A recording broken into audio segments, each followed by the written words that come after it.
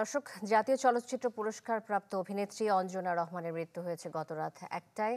এই মুহূর্তে এফডিসিতে নেওয়া হয়েছে অভিনেত্রী অঞ্জনার মরদেহ। সেখানে তার প্রতি শ্রদ্ধা জানিয়েছেন দীর্ঘদিনের সহকর্মীরা। বাদ জোহর হবে জানাজা।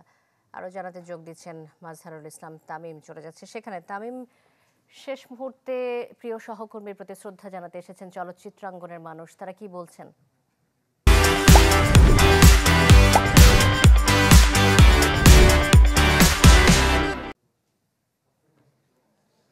এই মুহূর্তে কিছুক্ষণ আগেই নায়ক আলমগীর মিশা সওদাগর এসেছেন এবং অঞ্জনা রহমানকে হারিয়ে তারা শোকে স্তব্ধই। এফডিসিতে তার প্রিয় সহকর্মীকে হারিয়ে এই অপূরণীয় একটি ক্ষতি সাধন হয়েছে বলে তারা মনে করছেন। এই মুহূর্তে চলছে কিন্তু আসলে শ্রদ্ধা জ্ঞাপন। তার দীর্ঘদিনের যারা সহকর্মী রয়েছেন, সিনিয়র থেকে জুনিয়র, সবাই কিন্তু একবার একটি নজর দেখবার জন্য, শেষ একটি পলক দেখবার জন্য তাকে মানে এই প্রিয় অভিনেত্রীকে, প্রিয় মানুষকে দেখবার জন্য ছুটে এসেছেন দূর দূরান্ত থেকে তার ভক্তরা, পাশাপাশি সহকর্মীরা।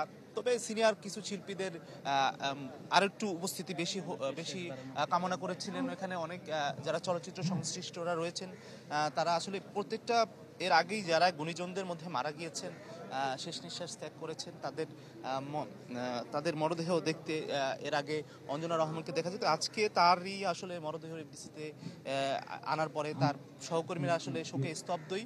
এই মুহূর্তে আমরা মেগাস্টার উজ্জ্বলকে দেখলাম। হ্যাঁ, তিনি মেগাস্টার উজ্জ্বল ফুলের শ্রদ্ধাঞ্জলি জানাচ্ছেন। আমরা এর আগে আরও অনেকে দেখেছি এবং এরপরেই কিছুক্ষণের মধ্যেই একটু পরেই জানাজার নামাজ অনুষ্ঠিত হবে।